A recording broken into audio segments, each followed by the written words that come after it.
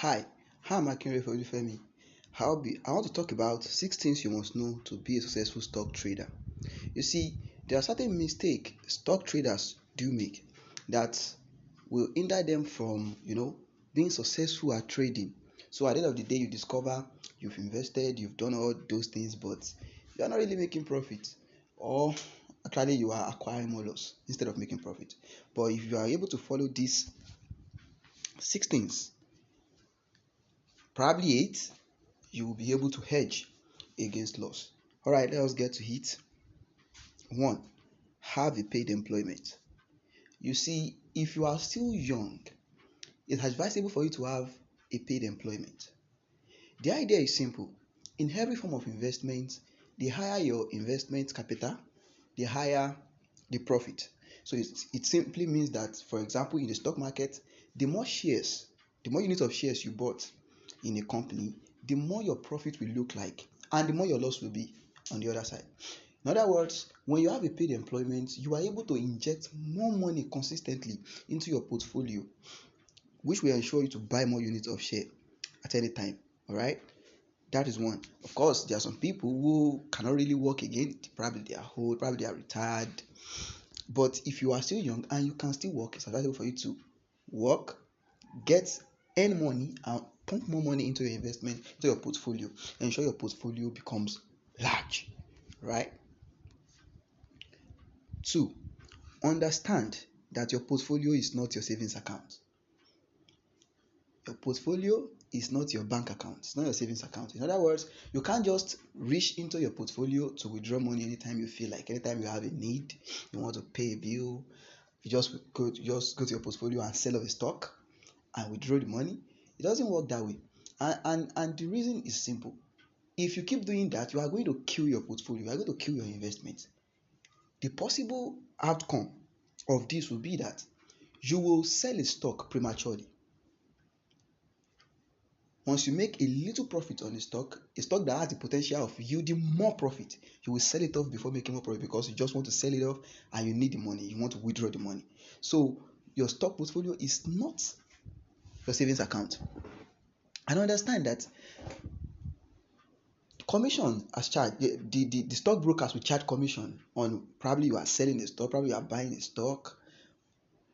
The stockbrokers are charging commission. Even once you withdraw your money, some stockbrokers will charge for withdrawing your money out of your stockbroking account. So at the end of the day, you discover that by the time you are selling stock and buying stock that way and withdrawing money that way, you discover that the commission, your profit will have been used as commission at the end of the day. You won't make much profit. So just know that once money enters into your portfolio, it stays there for a while because it is called investment. Understand this. 3, have a trading plan. Now, the saying goes, if you don't plan, then it simply means you are planning to fail. So, planning is important as a stock trader. You must plan how a trade is going to be or how an investment is going to be. Okay, if you want to buy a stock, are you investing in the stock or trading the stock? If you are investing in the stock, then you determine you determine at what point will I get out of this investment if it's not going my way. Even if you are trading, you plan a trade must not become an investment. Remember, you sell a stock once it's not going your way. You set your predefined stop loss. All right, how much are you ready to lose from your trading account? Is it a percent, which is advisable? A percent. If you are trading a stock, a percent is enough. If you are investing for a long term, well, you should still have a stop loss in place because anything can happen. That's the simple truth. But set a predefined stop loss and know the factors you are going to see that will determine whether you are going to sell off a stock or get out of the trade. Have a predetermined stop loss. Have a plan for your trade. Don't just trade emotionally. Have a plan. Have a record of your recent trades or investment. Have a record. You invested in Dangote, you invested in Alibaba, you invested in Tesla. How did it go? At what point did you sell? What was the outcome of the investment? This helps you to rationalize your decision as an investor or a trader and know whether it is worth going for a new trade or not going for a new trade. It helps. It helps. Then always carry out fundamental and technical analysis before buying a stock. So don't buy a stock with emotion. Don't buy stocks with emotion. Don't buy stocks emotionally. Don't say, okay, wow, this is my bank, I'm buying the bank. This is my favorite textile company, so I'm buying their stock. No, you don't trade stocks that way. You are going to lose your money. Carry out proper fundamental or technical analysis on a stock. In fact, if you are trading in news, ensure that the fact of that news has an impact on the stock before buying. And in fact, if you are trading in news, you should carry out your fundamental analysis first and technical analysis before buying the stock. Carry out your fundamental technical analysis before buying the stock. And whether you are trading a stock or investing in a stock, ensure you are buying at a discount. You are buying it low. Don't just buy at any point. Identify a buy point that suits you and always buy at a discount. Let me show you this. Trader versus investor. Because someone say, oh, why am I saying trading a stock or investing in a stock? The idea is that a trader is buying a stock for a short term period. So he's planning to buy a stock for a short term period and sell it off once a little profit is made. All right. So that means a trader is trying to look for current advantage in the stock market or in a stock, such that it can now manipulate and buy and sell within that interval. Let me show you this. Now, this is Tesla stock, right? This is Tesla stock. Now, this is what a trader does. A trader identify a point where the stock is going up on an uptrend, all right? It's going on an uptrend normally, so the stock is doing fine. As you can see, it's going all the way up. But a trader is looking for a way to take advantage of the market at one point or the other. So, for example, what a trader does, a trader can buy a stock. Can buy a stock here at this point, then sell it at this point. All right, because he's trying to take advantage of a temporal setback in the market and then buy. But an investor buy at this point of $100, then we leave the stock to go all the way up. All right, because as far as he's concerned, is investing in that company. He has seen the future of that company from whatever reasons, fundamental analysis, definitely, and the way the company is performing. And he feels this is where I can put my money and invest in it. So that means you can trade a great business. You can invest in a great business, and you can also trade a great business. Whereas you can clearly trade a little bit setback in a great business. For example, Facebook at a point in time during the pandemic experienced a little bit of setback and is going back up now. So you can actually take advantage of those minor setback and just buy low and quickly sell high. And you can also invest for the long term in a stock. All right. So, but know what you are doing before buying a stock. Are you planning to trade it? Are you planning to invest it? Have a clear plan before trading the stock. Diversify your investment portfolio. Now, don't put all your egg in one basket. Don't just put all your money and buy just one company. That won't be smart. Now, there's something we call sector rotation. What do you mean by sector rotation? It's simple. For example, during the recent pandemic, the lockdown, discovered that sectors that has to do with communication, Zoom, that has to do with virtual meetings, Zoom, those are tech companies, Zoom, Skype, and they were doing fine. Zoom was doing fine, right, in the stock market. And the reason is simple. People couldn't. There is less mobility. People couldn't go to church. Couldn't go to work. So they carry out their activities online, and many people use Zoom to convert meetings. So that tells you that tells you why the Zoom stock was rose in value during the pandemic. All right. But now, if you look at the aviation sector, for example, you discover that a lot of aviation sector started experiencing a downtrend. The reason is simple. They weren't working.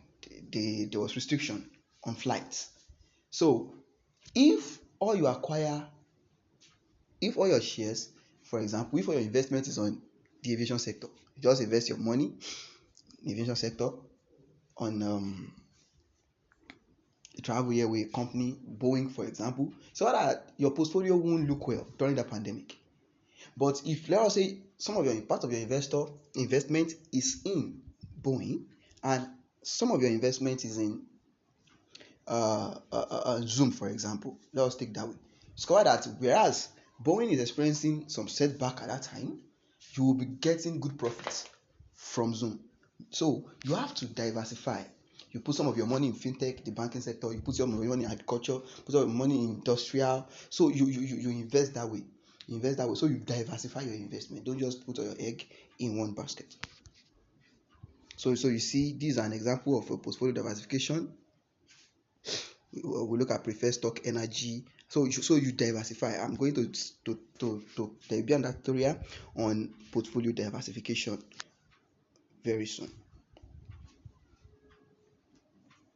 Now, create a remuneration plan.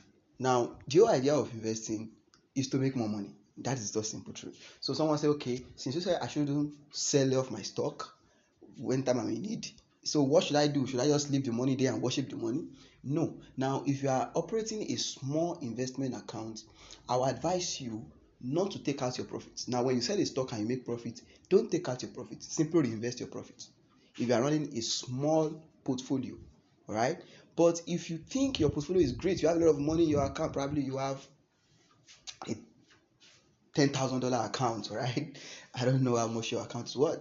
So you think you have a great portfolio, then the idea is simple. You can have a percentage for remuneration. That means when you sell off a stock and you make profit, you say, okay, I'm going to be taking out 50% of every of my profits. That will be my own salary for or my own pay for investing. Then the remaining 50% of my profits will be going back into investment. But the idea is never withdraw all of your profits, because the idea is to keep growing your investment.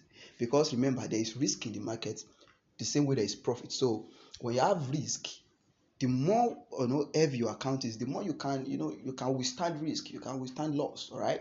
So if you are running a very small account, because you eat all your profit, you withdraw your profit, when there is a risk in the market, you can lose all, and that's all. But when you have enough account, your account can withstand some loss, and you can still say, okay, I will recoup, I will invest, right? Then don't forget that there is something we call good faith violation. So when you sell off a stock, you can't use the money immediately to buy another stock. You will have to wait for the money to settle in your account before you can buy another stock. But you can use the money immediately to buy another stock. Once you buy that other stock, you can't do that for that will be a good faith violation.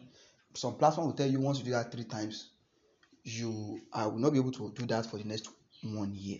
Now, the idea is simple. Their opportunities can come at any time. There can be opportunity at any time. A share can start drop. A good business can start dropping in value at any time, and you will quickly want to buy. If all your money is tied up in an investment, you can't buy that stock. But when you have a great portfolio, you can easily say, okay, I'm buying this stock. When you have money in reserve in your portfolio, you can easily invest, and so that is the idea. You have enough in your portfolio to invest and take opportunities. So never withdraw all of your profit. Then number 8, I said 6 and I said it could be more. So number 8, don't stop learning. The moment you stop learning, you start dying. So because the stock market is a dynamic market, because you trade news, companies come up with different policies that could affect their stock, different government policy comes out. So you have to keep learning about your favorite stock, about the stock market. You have to be learning technical analysis, learning fundamental analysis, learning about the stock, learning about the company. So you cannot stop learning, right? You have to keep embracing information. Then finally, subscribe to my YouTube channel. More videos are coming, so subscribe so that you can be notified anytime I drop a new video. Hi, I'm Akinrefeolufemi. Thanks for viewing.